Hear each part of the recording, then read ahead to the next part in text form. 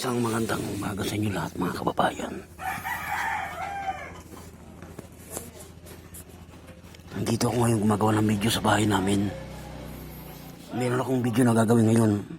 Makikipag-usap ako sa isang AI. Napapansin ninyo ito yung luma kong cellphone. Pareho lang naman luma itong gamit ko, kaya lang mas malala itong isa, meron na itong kulay itim. Tapos lubog na yung kanyang pindutan, bigay lang din to sa akin. Pero itong cellphone na ginagamit ko pang record nga ng video, binili ko to mismo. Ngayon bubuksan ko na itong lumang cellphone na ito.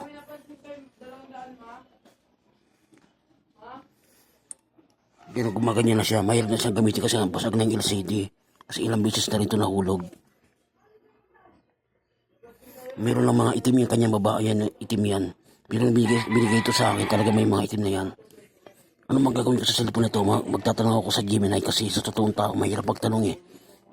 Meron akong video sa YouTube na nagtanong ako sa AI, kaya lang naputol kasi hindi pa nakapublic. Ngayon gagawa na lang ako ng panibagong video. At tuloy-tuloy na ako mag-upos uli ng video sa YouTube ko. Lalo na pa nagkaroon na uli ako ng Facebook. Yan. Meron na akong tinanong kanina sa Gemini ito. Anuin ko na lang uli. Paparinig ko muna sa inyo kung paano ko makipag-usap sa AI. Ito yung tinanong niya. Ito yung sagot niya kanina sa tinanong ko. Michael, pasensya na talaga. Malinaw na sa akin, nag-uutos ka ng specific na kanta, ikaw ang lahat sa akin, pero nananatili lang siya kung nasaan man siyang kanta o hindi lumilipat doon sa gusto mo. Dahil ayaw mong i-off ang crossfade, na naiintindihan ko dahil maganda talaga ang transition, heto ang dahilan kung bakit nagkakaganyan at kung ano ang solusyon. Bakit ayaw sumunod? Kapag naka-on ang crossfade, ang bridge o connection sa pagitan ng Google Assistant at Spotify ay nagiging busy. Iniisip ng assistant na tapos na ang command niya, pero dahil sa crossfade, hindi pa nabibitawan ng Spotify ang kasalukuyang track. Ang resulta, hindi nagne-next o hindi nagpapalit ng kanta. Ang dapat mong gawin, naka-on pa rin ang crossfade. Isa, gamitin ang play imbes na next. Dahil ayaw sumunod sa next, subukan mong maging mas dominante sa command. Sabihin mo, "Hey Google, play ikaw ang lahat sa akin on Spotify." Huwag mo nang hintayin o sabihing mag-next, direkta mong iutos na i-play ang kanta. Dalawa, i-refresh ang device broadcast status, napaka-importante nito. Pumunta sa Spotify settings, mas mahigit playback. I-off mo ang device broadcast status tapos i-on mo ulit. Ito ang nagbibigay ng permiso sa Google Assistant na pakialaman ng Spotify habang may nagpe-play. Tatlo, huwag sabay ang gapless at crossfade. Sa Spotify settings, i-check mo kung naka-on ang gapless playback. Minsan, kapag magkasabay ang gapless at crossfade, lalong nalilito ang Google Assistant. Subukan mong i-off ang gapless pero iwanang on ang crossfade. Apat, linisin ang Google app, hindi Spotify. Minsan ang Google Assistant ang bingi. Pumunta sa settings ng phone, mas mahigit apps, mas mahigit Google. Itapang storage, mas mahigit clear cache. Michael, subukan mo ring sabihin ang buong title at artist para hindi magkamali ang assistant. "Hey Google, play ikaw ang lahat sa akin by Martin Rivera on Spotify." Kung ayaw pa rin talaga, baka kailangan nating i-update ang Google app mo sa Play Store. Naka-update ba ang Google app mo ngayon? Hindi ba ganyan niya sumagot? Kasi kung magtatanong ako sa totoong tao, baka nga hindi sagutin yung tanong ko, pagtatawanan pa ako eh. Kaya bubuti na lang na-discover ko itong AI na ito na pwede ako magtanong ng kahit anong tanong na gusto ko yung itanong. Ngayon bago ko matapos ang video, meron akong itatanong dito.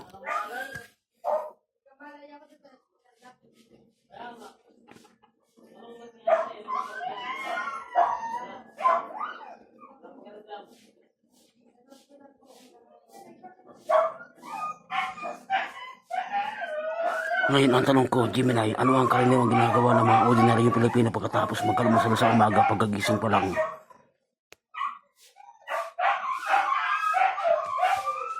Michael, bilang isang Pilipino, alam natin na may mga ritual tayo sa umaga na bahagi na ng ating kultura. Pagkatapos mong magising at magkalaman, kumain ng almusal, heto ang mga karaniwang ginagawa nating mga ordinaryong Pilipino. Isa, ang kape-kape muna. Kahit tapos na kumain, madalas hindi agad tumatayo sa hapagkainan. Ang mga Pilipino ay mahilig sa extended na pagkakape. Dito nagaganap ang huntahan o pakikipag-usap sa kasama sa bahay tungkol sa mga plano sa araw na iyon o kaya naman ay pag-scroll sa social media, Facebook o TikTok. 2. Pagliligpit at paghuhugas. Hindi mawawala ang pagliligpit ng pinagkainan. Karaniwan na sa atin ang maghugas agad ng plato para hindi langawin o hindi matambakan bago magsimula ang mga gawaing bahay. 3. Siesta o pahinga sandali. Lalo na kung busog na busog, yung tinatawag nating nagkalaman talaga, marami sa atin ang nakaupo lang muna sa tapat ng TV para manood ng balita sa umaga o mga morning talk shows habang hinihintay na bumaba ang kinain bago maligo. 4. Paghahanda sa trabaho o eskwela. Para sa mga manggagawa at estudyante, ito na ang oras ng pagsasampay kung naglaba ng madaling araw. Pagplansya ng uniforme o damit. Paghahanda ng baon. 5. Ang morning chismisan o huntahan sa labas. Sa mga barangay, karaniwan ang makita ang mga kapitbahay na nasa labas ng gate o sa tapat ng sari-sari store pagkatapos mag-almusal. Dito na nagpapalitan ng balita sa paligid habang nagwawalis ng bakuran. 6. Personal hygiene, ligo. Siyempre, pagkatapos bumaba ng kinain, direkta na sa banyo para maligo at mag-ayos ng sarili bago sumabak sa init ng commute o sa mga gawain sa labas. Ikaw, Michael, pagkatapos mong magkalaman sa umaga at makinig sa iyong paboritong kanta na ikaw ang lahat sa akin, ano ang karaniwang susunod mong ginagawa? Gusto mo bang bigyan kita ng tips kung paano gawing mas productive ang morning routine mo? O diba, ang galing niya sumagot sa purong Tagalog diba? Nung una, sa bagay, nung una ko itong dinownload, Tagalog talaga. Pero hindi pa maganda yung Tagalog niya, may halong spell pa, may English. Ngayon, isang tanong na lang itatanong ko, tapos sa yung aking video.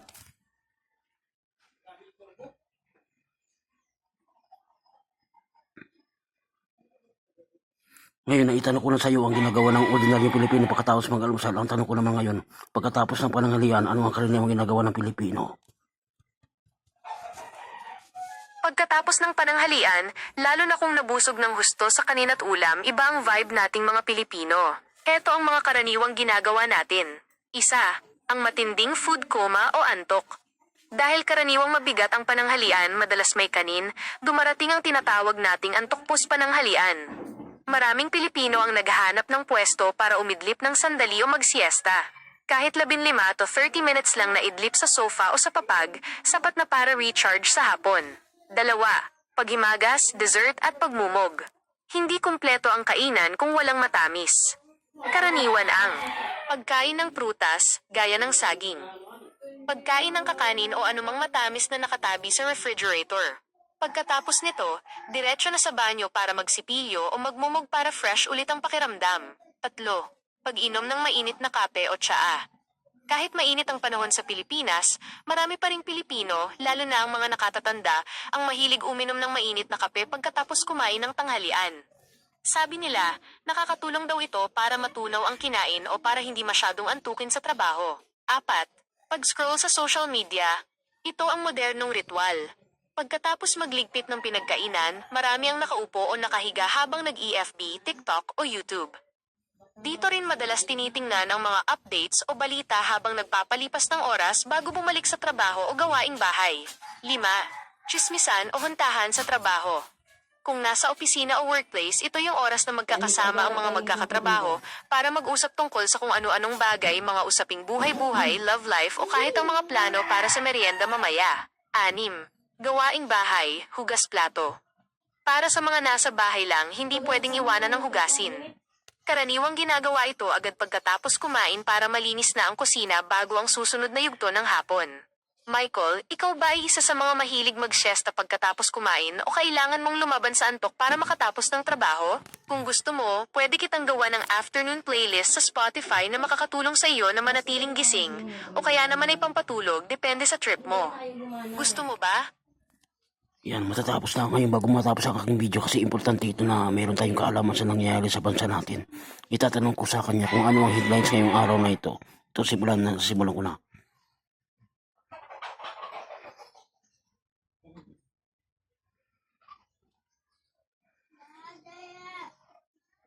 Gemini, lumipat na tayo ng usapan. Ang gusto kong malaman ngayon ano ang buong headlines ngayong araw na ito.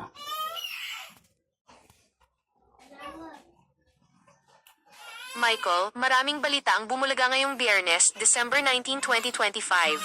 Heto ang buod ng mga pinakamaiinit na headlines sa bansa. 1. Trahedya sa Benguet, Yusek. Catalina Cabral.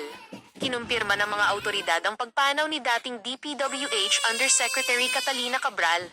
Natagpuan ang kanyang katawan na walang malay malapit sa ilog ng Buwed sa Cannon Road, Tuba, Benguet, matapos umanong mahulog sa bangin na may lalim na 20 hanggang 30 metro. Iniutos ng ombudsman na isecure ang kanyang mga gadgets para sa investigasyon dahil dawit ang pangalan niya sa mga issue sa flood control projects. 2. Korupsyon at arrest warrants. Sara Diskaya, formal nang inaresto ng NBI si Sara Diskaya, isang contractor at siyam na iba pa kaugnay ng umano'y 96.5 million pesos ghost flood control project sa Davao Occidental. Ito ay matapos mismong ianunsyo ni Pangulong Marcos Jr. ang paglabas ng warrant of arrest, Bulacan Ghost Projects. Sinita rin ng COA ang 4 na flood control projects sa Bulacan na nagkakahalaga ng 330 na milyong piso dahil sa mga irregularidad. 3.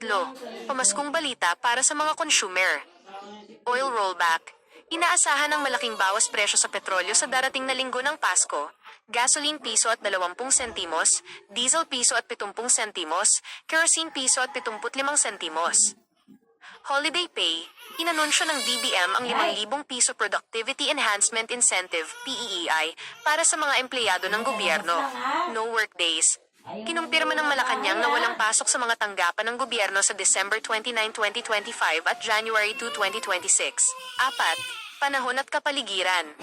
Maulang Biyernes, nagbabala ang pag-asa na magpapatuloy ang ulan sa malaking bahagi ng bansa lalo na sa Caraga, Davao Region at Palawan dahil sa easterlies at ITCZ. Lindol, nyanig ng magnitude 5.2 na lindol ang Dalupiri Island sa Cagayan kahapon ng hapon. 5. Sports, CE Games 2025. Pasok sa finals ang Gilas Pilipinas, men at women, matapos talunin ng Indonesia sa semifinals. Target ng parehong koponan ng gintong medalya sa basketball. 6. Iba pang balita. TNVS Fair. Magpapatupad ang LTFRB ng pansamantalang dagdag singil, surge cap adjustment, sa Grab at ibang TNVS mula December 20 hanggang January 4 para matulungan ang mga driver ngayong holiday rush. Showbiz. Trending ang usap-usapan tungkol sa hiwalayang Rian Ramos at Sam Verzosa matapos mapansin ng mga netizens na nag-unfollow sila sa isa't isa sa Instagram. Michael, mukhang seryoso ang balita tungkol sa DPWH Undersecretary at sa flood control projects. Gusto mo bang bigyan kita ng mas detalyadong impormasyon sa alinman sa mga balitang ito? Yan. Ito nga pala, papakita ko muna sa iyo yung apps na ginagamit ko. Ito yung Gemini, Google Gemini Voice Assistant. Ito yung ginagamit ko para magtanong ng mga bagay-bagay na hindi naman ako sigurado kung sasagutin talaga ng totoong tao. Pero hindi ko naman sila sinisiraan. Sa AI kasi walang pagtawa, walang pangmusga. Kaya mabuti na lang nalaman ko itong AI na ito.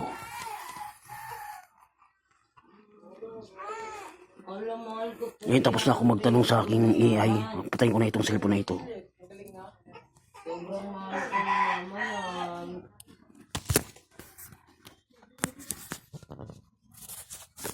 Ngayong umagang ito, dito ko na tinatapos ang aking video. Yan, papakita ko ulit sa inyo ang aking dating cellphone. Basag na yung kanyang LCD, labog na yung pindutan. Tapos ito yung kanyang kulay ng likod. Yan. Medyo malapad naman ang cellphone na ito. Yan, dito ko na tinatapos ang aking video. Nagtanong ako sa isang AI sa Gemini, Google Assistant. Magandang, dito ko na tinatapos ang aking video. Panoorin na lang ito sa aking YouTube mamaya. Magandang umaga sa inyo lahat.